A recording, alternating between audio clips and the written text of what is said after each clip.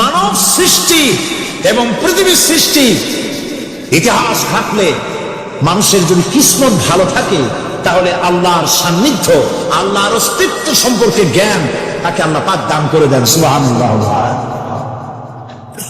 পৃথিবীর সৃষ্টির ব্যাপারে বুদ্ধিজীবীরা কি বলছেন দেখুন। পৃথিবীর সৃষ্টির ব্যাপারে বিজ্ঞানীরা বলছেন যে এই পৃথিবী এরকম ছিল না, তো কিরকম ছিল? এটা সূর্যের পাশ থেকে একটা উজ্জ্বল শক্তিশালী জ্যোতিষ্ক দারুণ ফোর্স নিয়ে যাচ্ছিল। সেই ফোর্স সহ্য করতে না পেরে সূর্যের একটি দুর্বলতম অংশ সূর্য থেকে ছিটকে মহাশূন্যে পড়ে গেল, আর ঘুরতে ঘুরতে এই পৃথিবীর অস্তিত্ব লাভ করল। বিজ্ঞানের এই কথা যদি বিশ্বাস করতে হয় তাহলে আমাকে বলতে হয় এখন তো মানুষেরা আর পৃথিবীতে ধরছে না, ঠিক কিনা? কথা বলছেন না কেন? মানুষ পৃথিবীতে এখন ধরতেছে, বিভিন্ন দেশ খালি বলতেছে মানুষ কমাও, সন্তান কমাও, বিভিন্ন পদ্ধতি গ্রহণ করো, আর মানুষ বাড়াইও না, অস্থির হয়ে গেছে। তো মানুষের পদবরে পৃথিবী এখন ভর্তি। এখন কেন দয়া কইয়া আর একটা জ্যোতিষ্ক সূর্যের পাশ দিয়ে গিয়া আর একটা দুর্বলতম অংশ শিবকে ফেলাই দিয়ে এরকম একটা পৃথিবী বানায় দেয় না? তার অর্থ হচ্ছে দুর্ঘটনার মধ্য দিয়ে যা হয় তা কখনো মানুষের গ্রহণযোগ্য হয় না, আর যা কিছু গ্রহণযোগ্য তা সবই পূর্ব পরিকল্পনা প্রসূত। যেমন দৃষ্টান্ত দিতে গিয়ে আমি বলি, দুটো গাড়ি মুখোমুখি হয়ে অ্যাক্সিডেন্ট করলো, কাঁচগুলো ভেঙে ভেঙে চুরমার হয়ে গেল। এই মুহূর্তে চশমায় লাগানো যায় এরকম একটা সাইজ করা কাঁচ পাওয়া যাবে কি? পাওয়া যাবে? রেলগাড়ি অ্যাক্সিডেন্ট হলো, হাজার লোহার টুকরা পড়ে গেল, এক্ষুনি একখান কোদাল, একখান খন্তা, একখানা শাবল, একখানা দা, একখানা বটি অথবা জুতোয় মারার মতো একটা ছোট্ট পিনও প্রস্তুত আকারে পাওয়া যাবে কি? তাহলে বোঝা গেল অ্যাক্সিডেন্টের মাধ্যমে যা কিছু হয় তা মানুষের গ্রহণযোগ্য নয়, যা কিছু গ্রহণযোগ্য তা সব পূর্ব পরিকল্পিত। এখন আমি বলবো বিজ্ঞানীদের কথা মতো যদি সূর্যের কোন দুর্বলতম অংশ মহাশূন্য পড়ে এই পৃথিবী হয়ে থাকে তাহলে এটা পরিকল্পনার ভিত্তিতেই হয়েছে। সেই পরিকল্পনাকারীর নাম কি? বলেন নাম কি? তবে আমি আপনাদেরকে নিশ্চিত করে বলতে পারি সূর্যের কোন দুর্বলতম অংশ ছিটকে পড়ে অ্যাক্সিডেন্টের মাধ্যমে পৃথিবী হয় নাই। মহাপরিকল্পনার মাধ্যমে সৃষ্টি জগৎকে টিকে রাখার জন্য আল্লাহ রাব্বুল আলামিন আলাদাভাবে পৃথিবীকে সৃষ্টি করেছেন। বিজ্ঞানের কথার সাথে কোরআন শরীফের যদি কন্ট্রাডিকশন হয় তাহলে কার কথা মানবেন? বিজ্ঞান না আল্লাহ? জোরে বলেন, বিজ্ঞান না আল্লাহ? বিজ্ঞান বলছে, কোন সময় বলে পৃথিবী ঘোরে, কেউ বলে সূর্য ঘোরে, কেউ কয় আমরাও ঘুরি। এখন আসলে ঘোরে কে? ফয়সালা কার কাছ থেকে নেবেন? আল্লাহ রাব্বুল আলামিন কোরআন শরীফের ভিতরে বলেছেন, লাশ-শামসু ইয়ামবাগি লাহা আন তুদরিকাল কামারা ওয়ালাল লাইলু সাবিকুন নাহার ওয়া কুল্লুন ফি ফালাকি ইয়াসবাহুন। প্রবল জ্ঞানী হইবে যারা, আপন মনেতে বুঝিবে তারা, রাত্রি পারে না আগে যাইবার দিনের স্থান করি অধিকার। চন্দ্র বাঁধে না সূর্যের গায়েতে, সূর্য পারে না চন্দ্রকে ধরিতে, যার যে স্থান বহাল রাখিয়া ভ্রমণ করিছে খোদাকে ধরিয়া। একটি নির্ধারিত সময় সীমা পর্যন্ত আপন আপন কক্ষপথে সব দৌড়াদৌড়ি করবে, কারো সাথে অ্যাক্সিডেন্ট হবে না কারো। ওয়াকুল্লুন ফি ফালাকি ইয়াসবাহুন, যা আছে মহাশূন্যে সব ঘুরতেছে। কে বলে? বলেন সবাই, কে বলছে? কোন সূরা? সূরা ইয়াসিন। আবার শুনুন, আল্লাহ পাক ফয়সালা দিচ্ছেন ঘুরে কিনা। শুধু সূর্য ঘোরে না, শুধু চন্দ্র ঘোরে না, আল্লাহ মহাশূন্যে যা রেখেছেন সব ঘুরতেছে, সবই সন্তরণশীল, সব গতিশীল। সুতরাং ফয়সালা তো আল্লাহর কাছ থেকে নিতে হবে। পৃথিবী সৃষ্টি করেছেন, মানব গোষ্ঠী সৃষ্টি করেছেন এবং মানুষের প্রয়োজন মিটিয়েছে। এই মানুষগুলি কি কে সৃষ্টি করেছে? মানুষ সৃষ্টির ব্যাপারেও দার্শনিকরা মানুষদেরকে বিভ্রান্ত করে। যা কলেজে বিশ্ববিদ্যালয়ে পড়ানো হয় এই কোরআন শরীফ বিশ্ববিদ্যালয়ে পড়ানো হয়? হ্যাঁ হয়। কয়েকটা আয়াত, কয়েকটা সূরা পরীক্ষা পাস করার জন্য একটু একটু অপশনাল রেখে দেওয়া হয়েছে। বর্তমান যে শিক্ষা কমিশন, শামসুল হক শিক্ষা কমিশন রিপোর্ট মন্ত্রী পরিষদে অনুমোদন করেছে বর্তমান সরকার। এই শিক্ষানীতিতে বলা হয়েছে ক্লাস 1 থেকে নিয়ে ক্লাস 5 পর্যন্ত ধর্মীয় শিক্ষা দিতে দেওয়া হবে না। তাহলে ক্লাস 5 পর্যন্ত যদি ধর্মীয় শিক্ষা না থাকে, তাহলে ক্লাস 6-7 ওঠার পর আলিফ জাওরা বাজাবর বা আনাকুম জানাকুম ছেলেরা পড়বে, মেয়েরা পড়বে? আসল উদ্দেশ্য হলো ইসলাম থেকে জাতিকে দূরে সরাবার জন্য ষড়যন্ত্র। এই সরকারের প্রণীত শিক্ষানীতি আমরা মানি না। আপনারা মানে? যেই মাদ্রাসা মানুষের চরিত্র সৃষ্টি করে, বর্তমান সরকার সেই মাদ্রাসাগুলি একটা একটা করে ধ্বংস করার পরিকল্পনা গ্রহণ করেছে। সুতরাং আসল শিক্ষা হলো কোরআনের কাছে। আসল শিক্ষা কোথায়? কোরআনের কাছে। কোরআন যদি শিখানো হতো, কোরআন যদি শিখানো হতো কলেজে, বিশ্ববিদ্যালয়, তাহলে গতকাল চট্টগ্রাম বিশ্ববিদ্যালয় থেকে যেসব ছেলেরা বিশ্ববিদ্যালয় কর্তৃপক্ষ কর্তৃক বরাদ্দকৃত, হাইজ্যাক করা নয়, বরাদ্দকৃত 4খানা বাস দিয়ে কোরআন শুনতে আসতে চেয়েছিল, বর্তমান সরকারের তথাকথিত সোনার ছেলেরা আসতে দিল না। কোরআন যদি তারা পড়ত, তাহলে কোরআন শরীফ শুনতে তারাও আসতো। কপাল কর, জোরে বলেন কি? জোরে বলেন কি? কপাল কর। সব ভালো লাগে, কোরআন ভালো লাগে না। এদেরকে শিখানো হয়েছে, আরে তোমরা তো মানুষ না। বলে আমরা কি? তো তোমাদের দারুইন বাবাজি বলে নাই, শোনো নাই? কি পড়ো টড়ো তোমরা, বুদ্ধি শুদ্ধি রাখো না। দারুইন বলেছে, থিওরি অফ ইভলিউশনের মধ্যে বলেছেন মানুষ মানুষ না। বলে কি? মানুষ হল বান্দর। কপাল পোড়া কি? কপালে লেখা থাকে, কাজে কামে প্রকাশ হয়ে যায়। দারুইন বলল মানুষ মানুষ না। আর ফ্রয়েড বললেন মানুষ হলো মানুষ মানুষই ঠিক, তবে মানুষ হলো সেক্স সর্বস্ব জীব। সেক্স সমস্যার সমাধান করলে মানুষের সব সমস্যার সমাধান হয়ে যাবে। কার্ল মার্কস বললেন মানুষ হলো পেট সর্বস্ব জীব, পেট সমস্যার সমাধান করে দিলে সব সমস্যা শেষ। আর ডারউইন বললেন মানুষ মানুষই না, মানুষ কি? বলে বান্দর। ওরাং ওটাং শিম্পাজি আর ব্যাং থেকে মানুষের উৎপত্তি হয়েছে। আমি যখন জীবনের প্রথম শিম্পাজি দেখলাম, ওরাং ওটাং দেখলাম, তখন আমি মনে করেছি যে ডারউইন খামোখা ভুল করে নাই।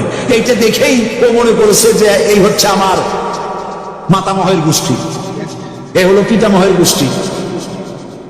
আপনারা একটু মাথা কাটায় চিন্তা করেন, মানুষ যদি বান্দর থেকে হবে, আর তো বানর ফরেস্টারি আছে কিনা বাংলাদেশে, শিলাবন আছে কিনা? মানুষ যদি বান্দর থেকেই হবে, আপনারা কি কোনোদিন দেখেছেন যে একটা বান্দরের কোমর পর্যন্ত মানুষের মতো হয়ে সারছে? আর কিছুদিন গেলেই পুরো মানুষ হয়ে যাবে, গলা পর্যন্ত মানুষের মতো হয়ে গেছে, আর কদিন গেলেই মানুষ হয়ে যাবে। দেখছেন কখনো? আচ্ছা আপনারা বলেন, পাবদা মাছ আপনারা চট্টগ্রামে কি বলেন? পাবদাই বলেন। পাবদা মাছ দেখতে কি মাছের মতো লাগে? বোয়াল মাছের মতো। কোন পাগলে কি বলছে কথা যে বোয়ালের পূর্বপুরুষ পাবদা? পাবদাগুলি পুটি টুটি খাইয়ে খাইয়ে আস্তে আস্তে বোয়াল হয়ে গেছে, এ কথা কেউ বলে? আচ্ছা শোলের যে ছোট সাইজ, শোল মাছ, গজাল মাছ, এর যে ছোট্ট সাইজ ভর্তা করে খায়, শুটকি বানায় খায়, ওগুলোর কি বলে? টাকি মাছ। এই টাকি মাছ দেখতে শোল মাছের মতো। কেউ আজ পর্যন্ত বলেছে যে শোল মাছের পূর্বপুরুষ টাকি, টাকিগুলা সার মার খাইয়া আস্তে আস্তে শোলে পরিণত হয়ে গেছে? কেউ বলেছে? বলো। ডারউইন কয় বোতল খাইয়েছে এই মতবাদ নিচ্ছে, আল্লাহ ভালো জানে। যে বান্দরের থেকে মানুষ আবিষ্কার হয়েছে, নাউযুবিল্লাহ। এগুলি পড়ানো হয় কলেজে, বিশ্ববিদ্যালয়, তাই আমাদের সোনার ছেলেরা বান্দরামি করে। ওদের যদি পড়ানো হইতো তোমরা বান্দরের গোষ্ঠী নও, তোমরা মানুষ। মর্যাদা কার বেশি, বান্দরের না মানুষের? এ পৃথিবীর প্রথম মানুষকে আদম আলাইহিস সালাম। আদম হইছেন কি দিয়ে? মাটি দিয়ে। আল্লাহ রাব্বুল আলামিন যিনি মানুষ সৃষ্টি করেছেন তিনি কোরআন শরীফের ভিতরে বলে দিয়েছেন, আমি প্রথমেই বলেছি আপনারা লক্ষ্য করুন, এই কোরআন তাবিজের কিতাব নয়, এই কোরআন তদবিরের কিতাব নয়, ঝাড়ফুঁকের কিতাব নয়। কোরআন হলো পৃথিবীর মানুষের জন্য কোড অফ লাইফ, পূর্ণাঙ্গ জীবন বিধান। সবকিছু আল্লাহ পাক কোরআনের ভিতরে বলে দিয়েছেন, কোন জিনিস বাদ দেন নাই। আপনি আমি কেমনে সৃষ্টি হয়েছে আল্লাহ পাক কোরআনের ভিতরে বলেছেন, ইন্না খালাকনাকুম মিন তুরাবিন সুম্মা মিন নুতফাতিন সুম্মা মিন আলাকাতিন সুম্মা মিন মুদঘাহ। নিষ্প্রাণ মাটি দিয়ে তোমাকে উৎপন্ন করা হয়েছে, নিষ্প্রাণ মাটি উপাদান দিয়ে তোমাকে তৈরি করা হলো। মায়ের পেটের ভিতরে এক ফোঁটা নাপাক পানি জমাট রক্তে পরিণত হয়ে গেল, জমাট রক্ত আস্তে করে গোষ্ঠপিণ্ড হলো, গোষ্ঠপিণ্ডকে সুন্দর করে সাজায়া হাড্ডি গুড্ডি বানায়া স্ট্রাকচার তৈরি করে তার উপরে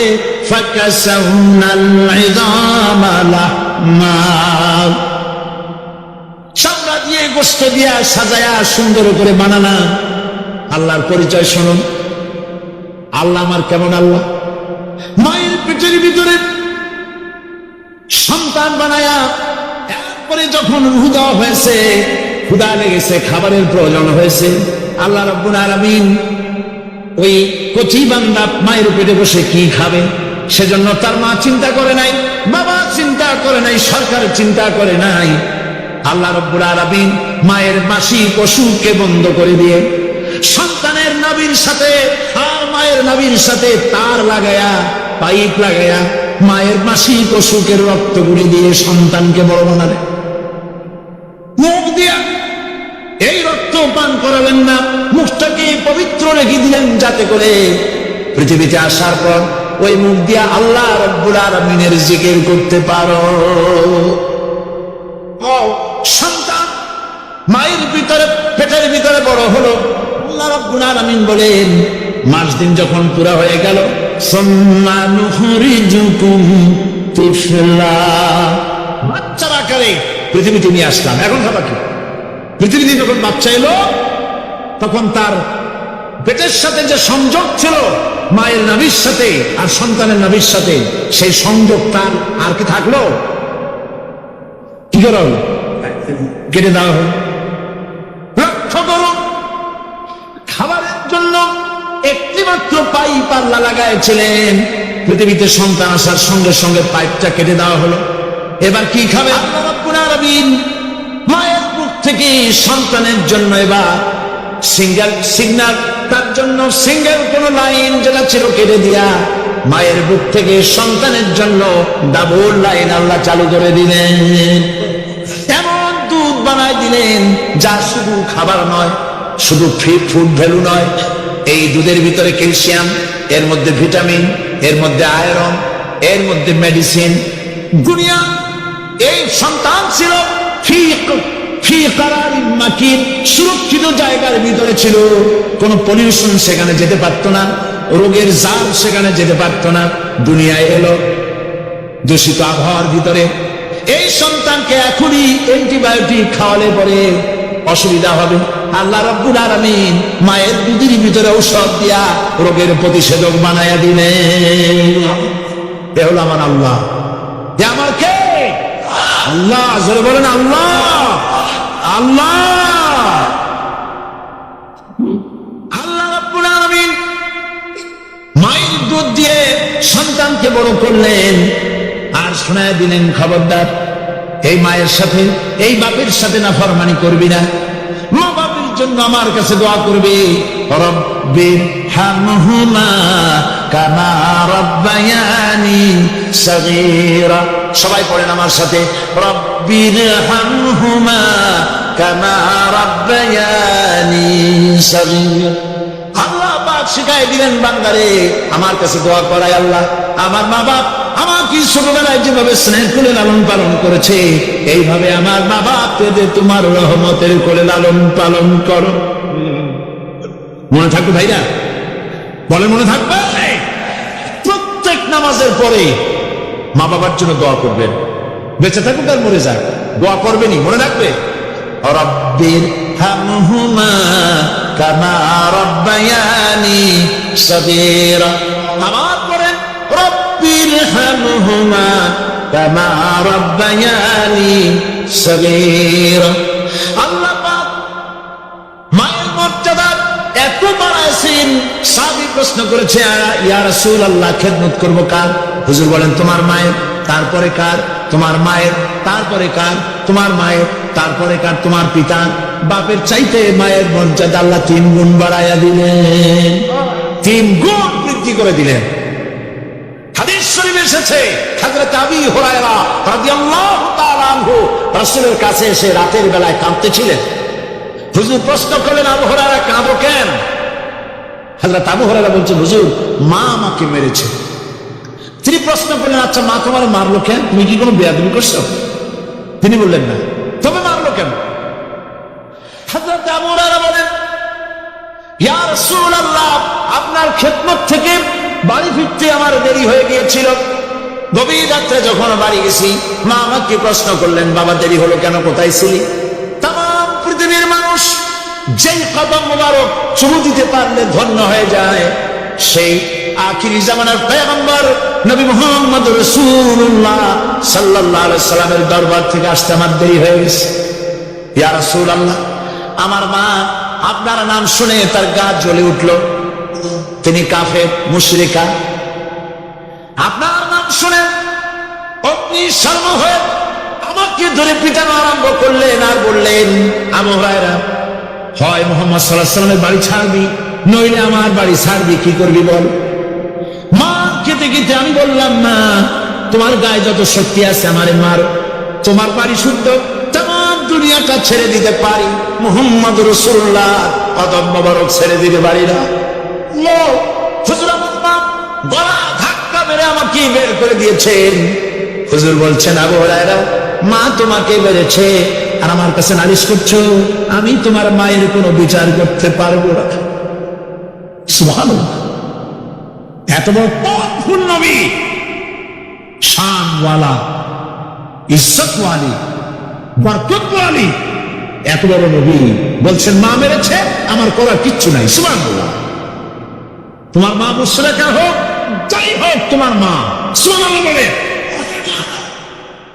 আমার বন্ধুগণ, হযরত আবু হুরায়রা বলেন, ইয়া রাসূলুল্লাহ মায়ের বিরুদ্ধে কোনো অভিযোগ নিয়ে আমি আপনার কাছে আসি নাই। হুজুর বললেন, কেন আসছো বলে খুলে? আবু হুরায়রা বলেন, হুজুর আমি জানি আপনি আল্লাহর দরবারে যদি কোনো ব্যাপারে হাত করেন আল্লাহ মঞ্জুর করে ফেলেন। আপনি দয়া করে আমার মার জন্য দোয়া করেন, আল্লাহ যেন হেদায়েত দিয়ে দেন। আমার নবীজি দুখানে হাত উত্তোলন করলেন, বললেন, আল্লাহুম্মা ইহদিহুম্মা আবি হুরায়রা, আয় আল্লাহ আমি দোয়া করতেছি আবু হুরায়রার মাকে হেদায়েত নসিব করো। হুজুর হাত তুলে মোনাজাত করছেন, আবু হুরায়রা দৌড় দিলেন বাড়ির দিকে। কয়েকজন সাহাবী হযরত আবু হুরায়রার জামা টেনে ধরেছে, এই ভদ্রলোক দৌড়ায় কেন? এত শান্ত মানুষ, কখনো গরম হয়ে কারোর সঙ্গে কথা বলে না, এই মানুষটা দৌড়ায় কেন? কোনো বিপদ হইল নাকি? জামা টেনে ধরে বলে, আবু হুরায়রা দৌড়াও কেন? হযরত আবু হুরায়রা বলেন, জামাত ছেড়ে দাও, কোনো বিপদ আমার হয় নাই, আমি দৌড়াইয়া বাড়ি যাই দেখতে চাই। আমি দৌড়াইয়া আগে বাড়ি যেতে পারলাম না, আমার নবীর দোয়া আগে আমার বাড়ি চলে গেছে, আমি এটা দেখতে চাই। হযরত আবু হুরায়রা দৌড়াতে দৌড়াতে বাড়ি চলে গেছে। দরজায় নক করলেন, ভেতর থেকে আওয়াজ এলো, কে? তিনি বললেন, আমি আবু হুরায়রা, মা দরজা খুলে দাও, আমি তোমার সন্তান। মা বললেন, বাবা অপেক্ষা করো, দরজা খুলতেছে। হযরত আবু হুরায়রা বলেন, মায়ের গলার আওয়াজের ভেতরে কুফরি কর্কশতা পেলাম না, মায়ের গলার আওয়াজের ভেতরে তাওহীদের নরমিয়াত পেলাম। আমার কাছে মনে হলো আমি আবু হুরায়রা বাড়ি আসার আগে নবীজির দোয়া আল্লাহর আরশে পৌঁছে গেছে। আবু হুরায়রা বলছেন, না আমার কি কিছুক্ষণ পরে ঘরের থেকে বেরিয়ে এসেছেন, আমি দেখলাম মায়ের শরীর ভিজা, মাথার চুল দিয়া পানি টপকাচ্ছে। মা আমার বললেন, বাবারে তোমাকে মারার পর আমি নিদারুণ অনুশোচনায় পড়েছিলাম। মনে মনে ভাবলাম, আহারে আমার সন্তান আমি কেন মারলাম? সে তো কোনো খারাপ কাজ করে নাই, কোনো খারাপ জায়গায় যায় নাই। এত ভালো মানুষ, যার সম্পর্কে লোকেরা খামাখাই মিথ্যা কথা বলে, এই ভালো মানুষটার কাছে গেছে, সেজন্য আমি মারলাম কেন? বাবা গো, আমি আমার ভুল বুঝতে পেরেছি, জীবনের ভুলও ধরা পড়েছে, আমাকে জলদি করে নিয়ে চলো বিশ্ব নবীর দরবারে। হযরত আবু হুরায়রার মা রাসূলুল্লাহর খেদমতে এসে ঘোষণা করলেন, আশহাদু আল্লা ইলাহা ইল্লাল্লাহু ওয়াহদাহু লা শারীকা লাহু ওয়া আশহাদু আন্না মুহাম্মাদান আবদুহু ওয়া রাসূলুহু। আমার ভাইরা, আল্লাহ রাব্বুল আলামিন মানুষ সৃষ্টি করে পৃথিবীতে পাঠিয়ে দিলেন, খাবারের ইন্তজাম করলেন। এগুলি সব আল্লাহর পরিচয়। আল্লাহরে চেনার জন্য বড় বড় কিতাব ঘাটা লাগে না, কিসমতে যদি থাকে দুই একটা দৃষ্টান্ত যথেষ্ট হয়ে যায়। সুবহানাল্লাহ, সুবহানাল্লাহ, দুই একটা দৃষ্টান্ত যথেষ্ট। আল্লাহ পাক সমস্ত সৃষ্টি জগৎকে তৈরি করলেন, সৃষ্টি করলেন, আর তাদের খাদ্যের ব্যবস্থা করলেন। কে করেছেন খাদ্যের ব্যবস্থা? খাদ্য দেন আল্লাহ। কিন্তু অহংকারী যারা, তারা বলে দেশের বাম্পার ফলনের জন্য সমস্ত কৃতিত্ব সরকারের। বলেন আস্তাগফিরুল্লাহ, বলেন নাউজুবিল্লাহ। এদের একজন বলছিল 3 বছর কিছু দিবার পারুন না। লোকেরা কয় আমরা না খাইয়ে থাকুন, আল্লাহ কয় আমিও দেখুন কদ্দুর পারো না খাইয়ে থাকুন। ফসল কে দেন? জোরে বলেন কে দেন? বাম্পার ফসলের ফলনের দাবি সরকার করতে পারে না, এটা কুফরি, এটা শিরক। জমিনের ফসল কে দেন? আকাশের বৃষ্টি কার? পানি কার? সরকার। সব আল্লাহ পাক। আল্লাহ পাক কোরআন শরীফে বলেছেন, شكرتم لأزيدنكم ولئن كفرتم إن عذابي لشديد। আমার নিয়ামতের শুকর যদি আদায় করো বাড়ায় দেব, আর যদি কৃতজ্ঞ হও শুকরিয়া আদায় না করো মস্ত বড় শাস্তি দেব। ফসল দেই আমি, আর শুকরিয়া আদায় করো তোমার বাজানে, ঠিক কিনা? শুকরিয়া আদায় করে কার? বাজানে।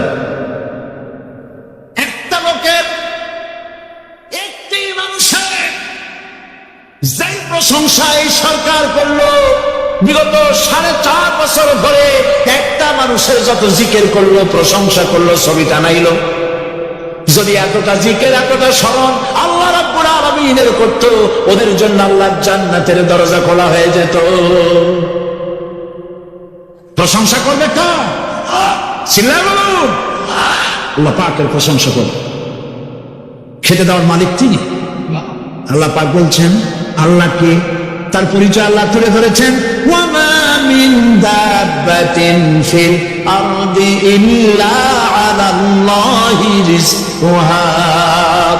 এই পৃথিবীর ভিতরে এমন কোন বিচরণশীল জীব নাই যার রিস্কের দায়িত্ব আমি আল্লাহ গ্রহণ করি নাই। সুবহানাল্লাহ বলবেন না? রিস্কের দায়িত্ব কার হাতে? আচ্ছা দেখুন তো, পৃথিবীর সমস্ত সরকারের কাছে বিভিন্ন মন্ত্রণালয় আছে না? খাদ্য মন্ত্রণালয় বলে কোন মন্ত্রণালয় আছে কিনা? আছে। খালি কয় খামু আর খামু। খাদ্য মন্ত্রণালয় আছে, থাকার পরেও মানুষ না খাইয়া মরে, ঠিক কিনা? এবার একটু তাকান তো, জ্ঞানের চক্ষু দিয়া তাকান। ফরেস্ট এরিয়া বাঘ আছে কিনা? নাই। সিংহ আছে কিনা? গন্ডার আছে কিনা? হাতি আছে কিনা? বিশাল বিশাল প্রাণী আছে কিনা? জঙ্গলে ছোট্ট প্রাণী থেকে, পোকা থেকে শুরু করে গন্ডার পর্যন্ত, টুনটুনি পাখি দিয়ে শুরু করে ঈগল পাখি পর্যন্ত, নদীর ভিতরে ছোট্ট চুনো পুঁটি থেকে শুরু করে তিমি মাছ পর্যন্ত, প্রাণীতত্ত্ববিদরা বলেছেন সমুদ্রের ভিতরে এমন এমন বড় বড় তিমি আছে যে একটা তিমির ওজন 5,000 টন পর্যন্ত হয়ে যায়। 5,000 টন তিমিটার ওজন। এ যখন বাচ্চা হয় তখন বাচ্চার দৈনিক দুধ লাগে 50 থেকে 60 মণ পর্যন্ত। কে ব্যবস্থা করে? রুহান নাম ফেরেশতা। তো ওর মা যেমন বাচ্চা তো সেরকম, ঠিক কিনা? কে দেয় খাবার? এবার দেখেন তো আপনার দেশের এই জঙ্গলে কত হাতি আছে। হাতিরা মিছিল করে আসছে যে আল্লাহ আমাদের এখন আর খাইতে খেতে দিতে পারে না, বাংলাদেশের গভর্নমেন্ট কিছু দাও। আসছে না খাইয়া ক্ষুধার জ্বালা হাতি মরেছে, বাঘ মরেছে, সিংহ মরেছে। এর কোন দৃষ্টান্ত আছে? ক্ষুধার জ্বালা আকাশের উড়ন্ত পাখিরা ছটফট করে মারা গেছে, দৃষ্টান্ত আছে? নদীর মাছেরা ক্ষুধার জ্বালায় ভেসে উঠেছে, না খাইয়া মরে গেছে, দৃষ্টান্ত আছে?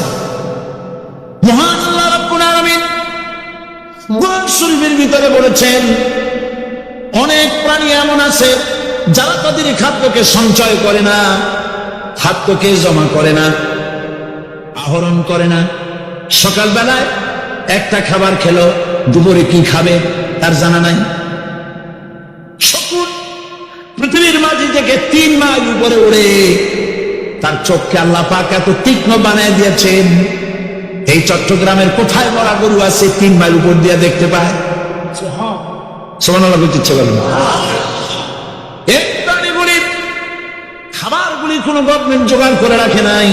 আল্লাহ পাক বলেন সবার খাবার আমি দেই। সকালবেলায় সমস্ত প্রাণীগুলি, মহাশূন্যের পাখি, পানির ভিতরে মৎস্যরাজি, জঙ্গলের ভিতরে হিংস্র প্রাণী, পোকামাকড় থেকে শুরু করে সবগুলো খালি পেটে সব বেরিয়ে যায়, কারো কোনো খাবারের মজুদ নাই। সন্ধ্যা হতে না হতে সমস্ত প্রাণীগুলির পেট ভরাই আমি আবার যার যার ঘরে বিদায় দেই। ওয়ামা মিন দাব্বাতিন ফিল আরদি ইল্লা আলাল্লাহি রিজকুহা। সমস্ত প্রাণীর রিজকের দায়িত্ব আমি আল্লাহর হাতে। কে দেয় রিজক? জোরে বলুন, কে দেন? আল্লাহ তাআলা। কি খাবেন সব আল্লাহ জোগাড় করে দিয়েছেন। তরিতরকারি জোগাড় করেছেন, মাছ জোগাড় করেছেন, চাউল দিয়েছেন, খাবার দিয়েছেন, গোশ দিয়েছেন, সব দিয়ে দিয়েছেন। আল্লাহ রাব্বুল আলামিন সমস্ত জিনিস দিয়ে মানুষকে আল্লাহ পাক তার জন্য আল্লাহ সব করেছেন। খালাকা লাকুম মা ফিল আরদি জামিআ। এই পৃথিবীতে যা তৈরি করেছেন সব তোমার জন্য। এ হচ্ছে আমার আল্লাহ। এ হচ্ছে আমার কে? আল্লাহ। সে আল্লাহ পাক বলছেন, আল্লাহর পরিচয় তিনি স্রষ্টা, তিনি রিজেক দাতা। এবার আইনদাতা কে? আইনদাতা কে? আরো জোরে বলুন। আইনদাতা আল্লাহ হচ্ছে আল্লাহর পরিচয়। ইনিল হুকমু ইল্লা লিল্লাহ আলা লাহুল খালকু ওয়াল আমর। সৃষ্টি যা, আইন চলবে তার। আমার দেশে আল্লাহর আইন চলছে। আমাদের দেশের কল কারখানা, ক্ষেত খামার, অফিস আদালত আল্লাহর আইন অনুযায়ী চলে? চলে না। বরং আল্লাহর আইনকে মুছে ফেলার জন্য, নিজেদের আইন সৃষ্টি করার জন্য প্রচেষ্টা চালানো হচ্ছে। আল্লাহর আইন মানুষের জন্য সব থেকে বেশি উপযোগী, কারণ সৃষ্টি করেছেন কে? বলেন, কে করেছেন? আল্লাহ। প্রত্যেকটি মেশিন আপনি যা কিনবেন, রেডিও হোক, টিভি হোক, যে কোনো যন্ত্র হোক, গাড়ি হোক, তার সাথে একটা লিটারেচার, একটা বই তার সঙ্গে দিয়ে দেওয়া হয়। ওই বইয়ের মধ্যে লেখা থাকে এটা কিভাবে চালানো হবে, অপারেট করা হবে, তার সিস্টেম লেখা থাকে। আপনার ইচ্ছা মতো চালাইলে হবে। এই মানব গোষ্ঠীকে সৃষ্টি করেছেন। এখন আপনি যদি আপনার আইন মতো চালান, তা কি চলবে? চলবে। আপনি আপনার আইন মতো চালাচ্ছে, ভালোভাবে চলতেছে? চলতেছে না। স্বরাষ্ট্রমন্ত্রী বলতেছেন সন্ত্রাসীদেরকে মাটির তলা থেকে খুঁজে বের করা হবে, কিন্তু নাকের উপর দিয়ে ব্রিফকেস চুরি হয়ে যায়, উনি তা ধরতে পারেন না। এই হলো আইন। অনবরত খুন হচ্ছে, অনবরত সন্ত্রাসী তৎপরতা চলছে, আর ওরা বলছেন আগের থেকে গুলি চলে আসছে, একজনের খুনের বিচার না হইলে এরকম খুন তো ওইটাই থাকবে। তাহলে খুনকে, হত্যাকে, সন্ত্রাসকে সরকার জাস্টিফাই করছে। নাউজুবিল্লাহ মিন যালিক। এই জন্য আইন হতে হবে আল্লাহ, আইন হতে হবে কার? চিল্লায় বলে আল্লাহ পাকের আইন হতে হবে। আমি একদিন পার্লামেন্টে বলেছিলাম, আমার দেশের নেতা নেত্রীরা বারবার হজ করতে যান, উমরা করতে যান, সেখান থেকে আসার সময় কি আনেন? আতর, পাথর, সুরমা, কুরমা, এই কিছু নিয়ে আসলেন। কিন্তু আমি বলেছি, আপনারা কি কিছু চোখে দেখেন না? পার্লামেন্টে এইভাবে বক্তৃতা করেছি, কিছু চোখে দেখেন না? আমি প্রশ্ন করে আমি আবার জবাব দিচ্ছি, আপনারা যারা হজ করতে যান, উমরা করতে যান, হজের কথাই বলি, এই হজ করতে যখন চট্টগ্রামবাসীর জন্য তাফসীর কোরআন মাহফিল নিয়ামত, এই নিয়ামত কিয়ামত পর্যন্ত আল্লাহ টিকায় রাখুন, বলি আমিন। আগামীকালের আখেরি মোনাজাতে সমস্ত মুসলমান চতুর্দিক থেকে আল্লাহ পাকের নারা লাগাতে লাগাতে আসবেন। আল্লাহু আকবার। গোটা চট্টগ্রাম, গোটা চিটাগাং শহর আগামীকাল কোরআনের মিছিলের শহর হবে ইনশাআল্লাহ।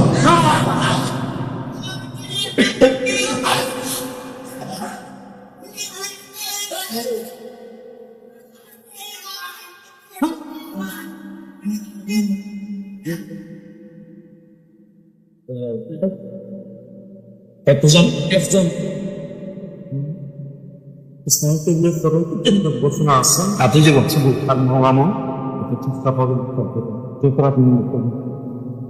বন্ধুগণ, আজকে কোরআন শরীফের তাফসীর শুনে ইসলামের প্রতি আকৃষ্ট হয়ে 8 জন অমুসলিম ভাই ইসলাম কবুল করার জন্য এসেছে।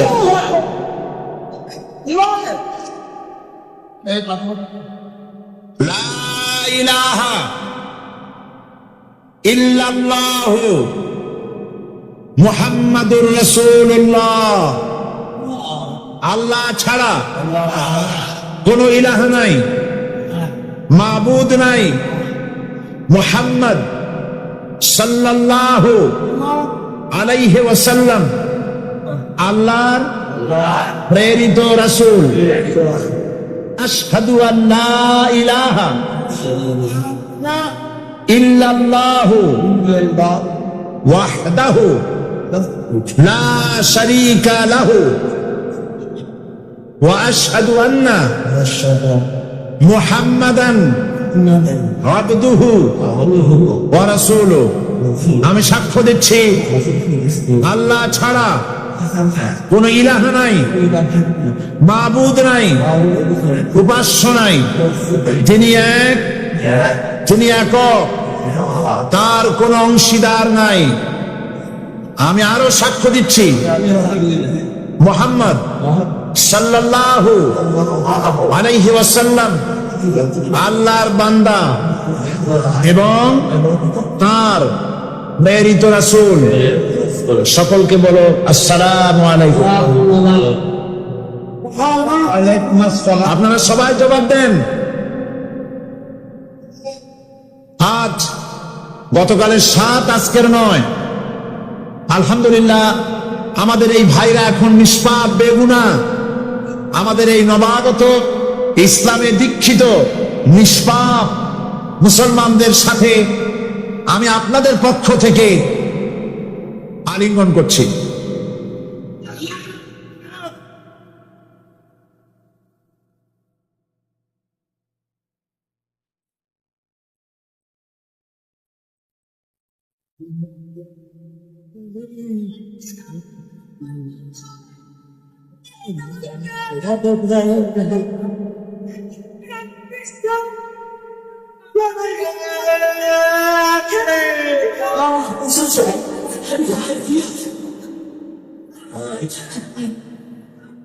প্রিয় ভাই সব, আগামীকাল আগামীকাল আপনারা দলে দলে চতুর্দিক থেকে আল্লাহ পাকের বড়ত্ব, মহানত্ব, শ্রেষ্ঠত্বের ঘোষণা দিতে দিতে আসবেন। আল্লাহর বড়ত্ব, বিরাটত্ব, মহানত্ব আর শ্রেষ্ঠত্বের ঘোষণা দিতে হয় কিভাবে? আল্লাহু আকবার। সবাই জোরে বলেন, আরো চিল্লায় বলেন।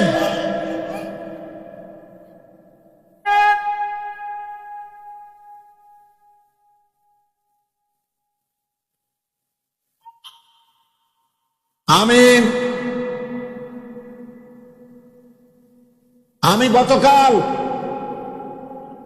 গতকাল এই মাহফিলে পুলিশ প্রশাসনকে অনুরোধ করেছিলাম, আজকের মাগরিবের নামাজের মধ্যে 40 জন নিরপরাধ কোরআন পাগল মুসলমানদেরকে জেল থেকে মুক্তি দেওয়ার জন্য। আপনারা তামসা মনে করবেন না। পুলিশ কমিশনার সাহেব, মুসলমানদের ঈমান নিয়ে, আগুন নিয়ে খেলা করবেন না। রাজশাহী এবং চট্টগ্রাম এক জিনিস নয়।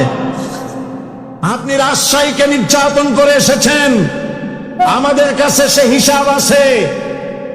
আপনি চট্টগ্রামের যদি এই মুসলমান ছেড়ে না দেন, আপনার মৃত্যু হবে, পাগল হয়ে মরবে।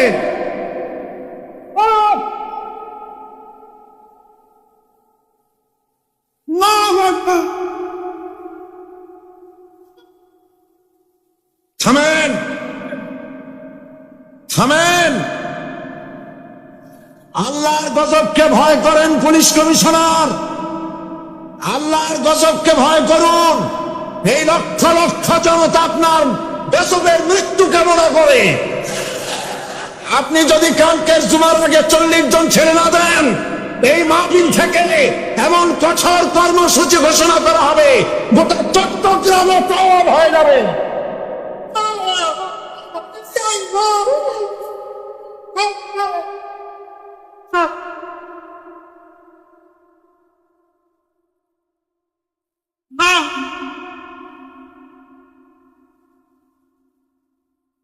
বসুন, বসুন। বাংলাদেশটাকে হিন্দুস্তান ভাববেন না। বাংলাদেশ হিন্দুস্তান হবে না, বসনিয়া হবে না। আপনাদের মতো 2-4টা দুরাচার পুলিশ কমিশনার একটা গভর্নমেন্টকে জনবিচ্ছিন্ন করার জন্য যথেষ্ট। আল্লাহ আপনাদেরকে হেদায়েত করুন। মুসলমানদের দুশমন, আল্লাহ এদেরকে হেদায়েত করুন। পাগলামি করবেন না, আল্লাহর গজবকে ভয় করুন। আল্লাহ পাক মুসলমানদেরকে ধৈর্য ধরার তৌফিক দান করুন। সবাই বলেন আমিন। আল্লাহ পাক মুসলমানদেরকে ধৈর্য ধরার তৌফিক দান করুন, বলেন আমিন। আমি আজ আপনাদের খেদমতে আরজ করি, আগামীকাল দলে দলে কোরআনের তাফসীরের মাহফিলের মোনাজাতে শরীক হন। আল্লাহ তৌফিক দান করুন। কোরআনে কারীমের মধ্যে আল্লাহ পাক এই পৃথিবীর বুকে যারা আরামের টাটকা সুখগুলি, আরামগুলি যারা বর্জন করে আল্লাহ রাব্বুল আলামিনকে বিশ্বাস করে যারা জীবন পরিচালনা করেছে, আল্লাহ পাক তাদের জন্য জান্নাত রেখেছেন এবং তাদের জন্য বলছেন, সাবিকু ইলা মাগফিরাতিন মির রাব্বিকুম ওয়া জান্নাতিন আরদুহা কাআরদিস সামাই ওয়াল আরদ উইদ্দাত লিল্লাযীনা আমানু বিল্লাহি ওয়া রাসূলিহি। আল্লাহ পাক বলেন, প্রতিযোগিতা করো আল্লাহর মাগফিরাত কামনার জন্য আর জান্নাতে যাওয়ার জন্য প্রতিযোগিতা করো। আল্লাহর রহমত পাওয়ার জন্য সৎ কাজের প্রতিযোগিতা করো, তাহলে আল্লাহ রাব্বুল আলামিন তোমাদেরকে ক্ষমা করবেন আর তোমাদের জন্য এমন জান্নাত দিবেন যেই জান্নাত আকাশের বিশালতার, জমিনের বিশালতার মতো। এই বিরাট জান্নাত তোমাদেরকে দিবেন। এই জান্নাত চিরস্থায়ী সুখ এবং শান্তি জায়গা হবে। মাসালুল জান্নাতিল্লাতী উইদাল মুত্তাকুন ফিহা আনহারুম মিন মাইন গায়রি আসিনিন ওয়া আনহারুম মিন লাবানিন লাম ইয়াতাগায়্যার তা'আমুহু।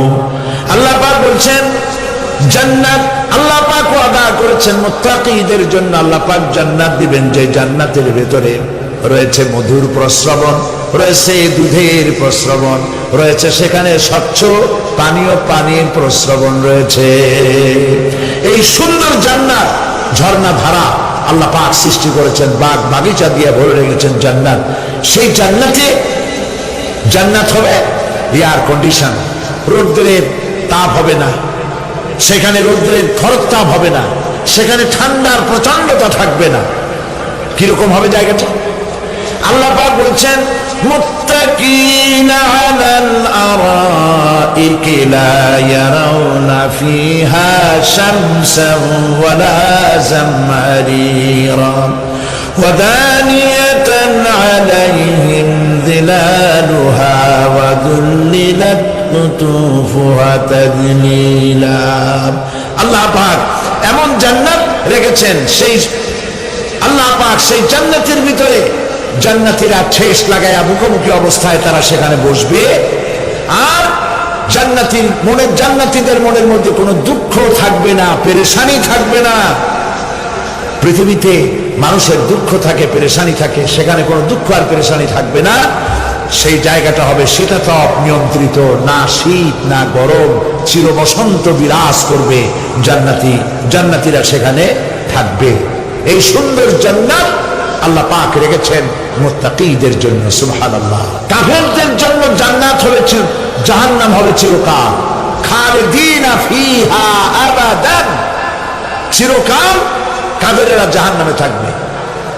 সর্বশেষ যে ব্যক্তি জাহান্নাম থেকে মুক্তি লাভ করবে তাকে আল্লাহ পাক বলবেন, ফেরেশতাদেরকে বলবেন, আমার ফেরেশতারা আমার এই বান্দাকে জান্নাত এবং জাহান্নামের মাঝখানে রেখে দাও। জান্নাত এবং জাহান্নামের মাঝখানে লোকটি যখন থাকার জায়গা পাবে, সে জান্নাতের দিকে তাকায়া দেখবে আর কাঁদতে থাকবে। আল্লাহ পাক জিজ্ঞেস করবেন, বান্দারে যুগের পর যুগ ধরে জাহান্নামে কেঁদেছো, আমি রব্বুল আলামিন জাহান্নাম মাফ করে দিয়া জান্নাত জাহান্নামের মাঝখানে রেখে দিয়েছি, আযাব থেকে তো বেঁচে গেছো, এখন কাঁদো কেন? লোকটি বলবে, রব্বুল আলামিন কান্দি এই কারণে, জাহান্নাম থেকে মাফ করেছো, তোমার শুকরিয়া আদায় করি। জান্নাত তো আমার কপালে নাই, কিসমতে নাই, কিন্তু জান্নাত আমি এখান থেকে দেখতে পাচ্ছি, জান্নাতের সুঘ্রাণ আমার নাকে আসতেছে, কপালে নাই যাওয়ার। আমি কাঁদি এই জন্য, তুমি যদি মেহেরবানি করে আমাকে জান্নাতের দরজার কাছে একটু দাঁড় করায় দিতা, প্রাণ ভরে তোমার জান্নাতের দৃশ্যটা একটু দেখতাম। আল্লাহ পাক তার আরজি পূরণ করবেন, বলবেন যাও, ফেরেশতাদের বলবেন এর জান্নাতের দরজার কাছে দাঁড় করায় দাও। জান্নাতের দরজার কাছে দাঁড়িয়ে লোকটি আবার কান্না শুরু করবে। আল্লাহ পাক প্রশ্ন করবেন, এবার কান্দো কেন? লোকটি বলল, রব্বুল আলামিন কান্দি এই কারণে, জান্নাতের এই দরজায় দাঁড়ায়া জান্নাতের অফুরন্ত নেয়ামত কিছুই ভালো করে দেখা যায় না, শুধু অল্প জায়গা দেখি। যদি তুমি আমারে দয়া করে জান্নাতের মাঝখানে দাঁড় করায় দিতা, চতুর্দিকে তাকায়া তাকায়া দেখা কলিজারে ঠান্ডা বানাইতাম। তবে আমি ওয়াদা করি, জান্নাতের কোনো নাজ নেয়ামত, কোনো ফল আমি খাবো না, ধরবো না, সইব না। একটুখানি মেহেরবানি করে মাঝখানে দাঁড় করাইয়া দাও, জানদারে ঠান্ডা করি। আল্লাহ রব্বুল আলামিন ফেরেশতাদের বলবেন, আমার এই বান্দারে জান্নাতের মাঝখানে দাঁড় করাইয়া দে। আল্লাহর নবী বলেন, জান্নাতের মাঝখানে দাঁড়িয়ে লোকটি আগের চাইতে আরো জোরে চিৎকার মেরে কাঁদতে থাকবে। আল্লাহ পাক বলবেন, বান্দারে কি হলো তোর? দরজার কাছে আসতে চাইছি রে, আইনা দিলাম। এবার মাঝখানে আসতে চাইছো, তাও এনে দিয়েছি, আবার কান্দো কেন? লোকটি বলবে, রব্বুল আলামিন এবার কান্দি এই জন্যে, তুমি যখন দয়া করে একটিবার জান্নাতের মাঝখানে এনে আমাকে দাঁড় করায় দিয়েছো, তুমি রহমান রহিম, গফুরুর রহিম, এই জান্নাত থেকে আমারে আর বাইর করে দিও না। আল্লাহ রাব্বুল আলামিন বলবেন, ও আমার বান্দারে, আমার এই জান্নাত তোর খুব পছন্দ হয়েছে নাকি? লোকটি বলবে, রব্বুল আলামিন কলিজা ঠান্ডা হয়ে গেছে, ভাবতেও পারি নাই জান্নাত এত সুন্দর।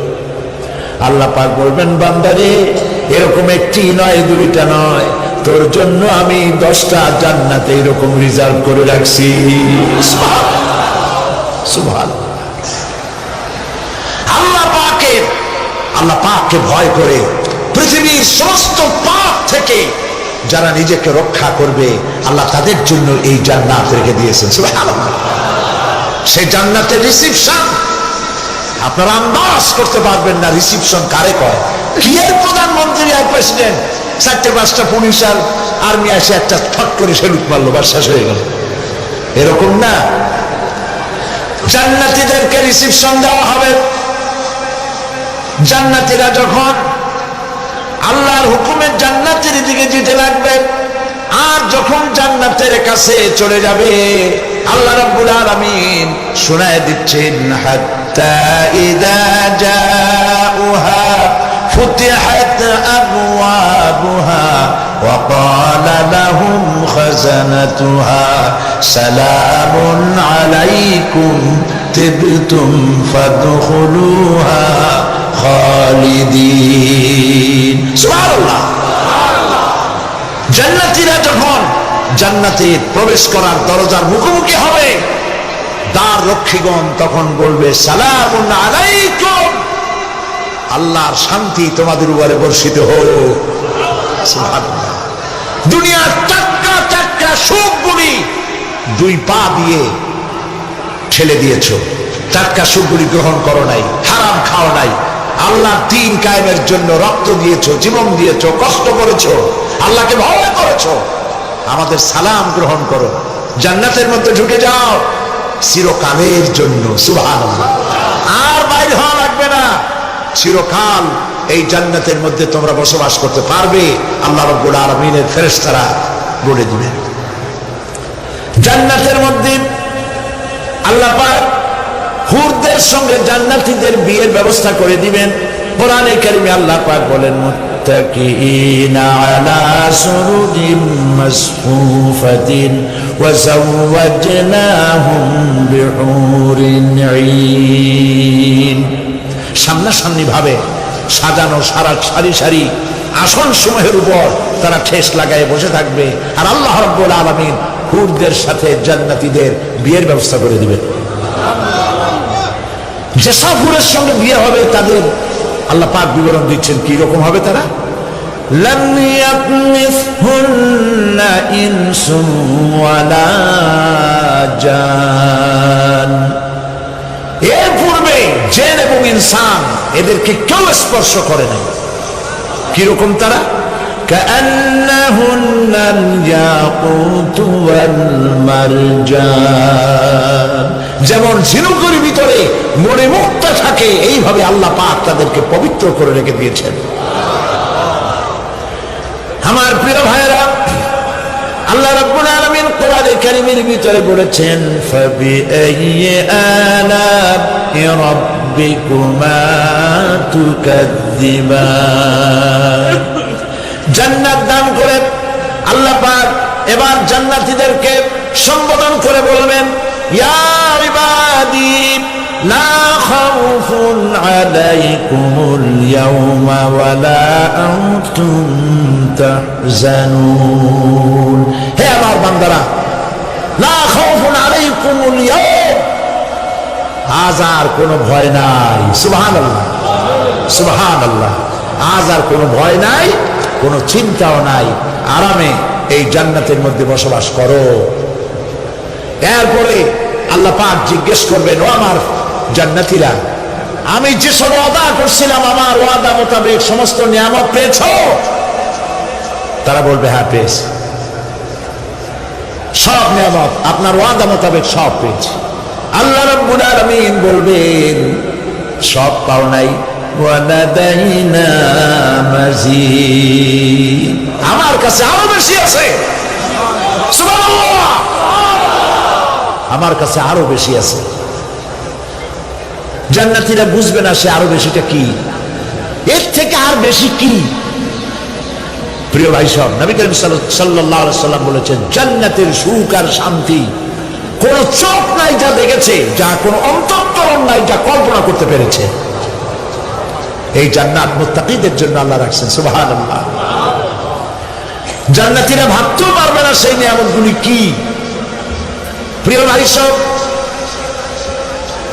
সেই মুহূর্তে আল্লাহর নবী মুহাম্মদ রাসূলুল্লাহ সাল্লাল্লাহু আলাইহি ওয়াসাল্লাম বলবেন, রব্বুল আলামিন, আমার উম্মতেরা জান্নাতীরা বুঝতে পারে নাই আপনার কাছে কি নিয়ামত আরো বেশি আছে।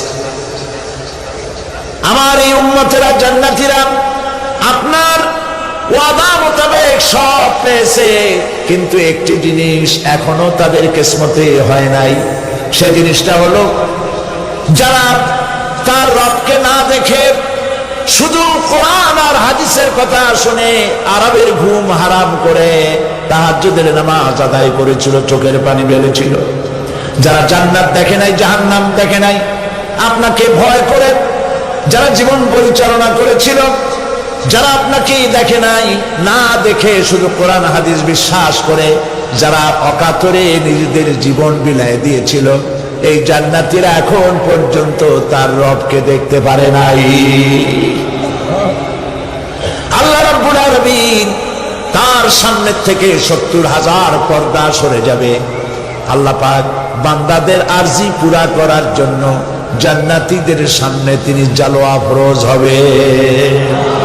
কোরআন শরীফের ভিতরে আল্লাহ পাক বলেন, জান্নাতীরা তারা আল্লাহর দিকে, জান্নাতীরা তার রবের দিকে তাকিয়ে থাকবে, আর রব তার বান্দাদের দিকে তাকায়া থাকবে।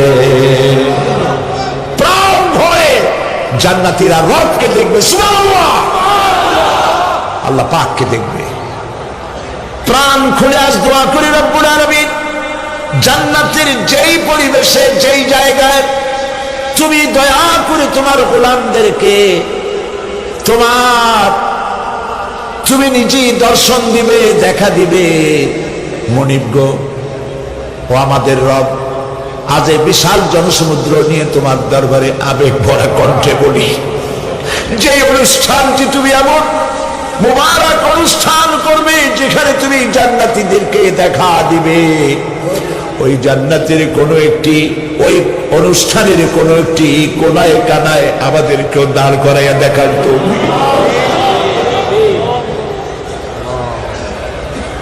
প্রিয় ভাই সব, আল্লাহ রাব্বুল আলামিন মানুষের সামনে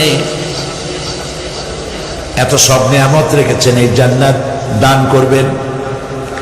এরপরে আল্লাহ রাব্বুল আলামিন কোরআনে কারীমের মধ্যে বলেছেন, রব্বিস সামাওয়াতি ওয়াল আরদি ওয়া মা বাইনাহুমার রাহমানি লা ইয়ামলিকুনা মিনহু খিতাবা। এসব পুরস্কার রয়েছে তোমাদের সেই রবের পক্ষ থেকে যিনি আকাশ আর জমিনের মালিক। সুবহানাল্লাহ বলবেন না? যার সামনে কথা বলার ক্ষমতা কারো হবে না। এটি একটি মারাত্মক কথা। কিয়ামতের দিন আল্লাহর দরবারে কেউ কথা বলতে পারবে না আল্লাহর নির্দেশ ছাড়া। একটি আকীদা পরিষ্কার করে নিয়ে যান আপনাদের। সে আকীদাটা এভাবে পরিষ্কার করুন, কোন পীর সাহেব, কোন খাজা বাবা, কোন মাওলানা, কোন মুহাদ্দিস, কোন বুজুর্গ আপনাকে সুপারিশ করতে পারবে না যদি না আল্লাহ পাক তাকে কথা বলার তৌফিক না দেয়। মনে থাকবে এটা। আয়াতুল কুরসির ভিতরে আমরা পড়ি, মান যাল্লাযী ইয়াশফাউ ইনদাহু ইল্লা বিইযনিহি। আল্লাহ পাক বলেছেন, কিয়ামতের দিন আল্লাহর দরবারে কার সাহস আছে কথা বলতে পারে? মান যাল্লাযী ইয়াশফাউ ইনদাহু ইল্লা বিইযনিহি। আল্লাহর ওয়াদা ছাড়া, হুকুম ছাড়া আল্লাহর সামনে কথা বলার সেদিন কেউ থাকবে না। সুবহানাল্লাহ, কেউ কথা বলতে পারবে না। সুপারিশ করতে হবে। আল্লাহ যারে বলেন তুমি করো, অমুকের জন্য করো, সেই ব্যক্তি শুধু তার জন্যই করতে পারবে, আর কেউ কথা বলতে পারবে না। সেই কঠিন হাসরের ময়দান, যেদিন শুধুমাত্র আল্লাহ পাক কথা বলবেন, আর যারে বলতে বলবেন সেই কেবলমাত্র বলতে পারবে। সুপারিশ এটি আল্লাহ পাক কিয়ামতে পারমিশন দিলে বলা যাবে। হযরত ইব্রাহিম আলাইহিস সালাম কিয়ামতের দিন তার নিজের পিতা সম্পর্কে সুপারিশ করবেন। রব্বুল আলামিন, আমার আব্বার জন্য সুপারিশ করতেছি, মেহেরবানি করে জাহান্নাম থেকে তারে আপনি রক্ষা করুন। আল্লাহ রব্বুল আলামিন বলবেন, ইব্রাহিম তোমার সুপারিশ মঞ্জুর হবে না। প্রিয় ভাই সব, একটু মাথা কাটান, চিন্তা করেন। জাতির পিতা কে? জাতির পিতা চিল্লায় বলুন, কলিজা সাফ করে ফেলুন। মুসলমানদের জাতির পিতা হাবিজাবি কেউ হতে পারে না।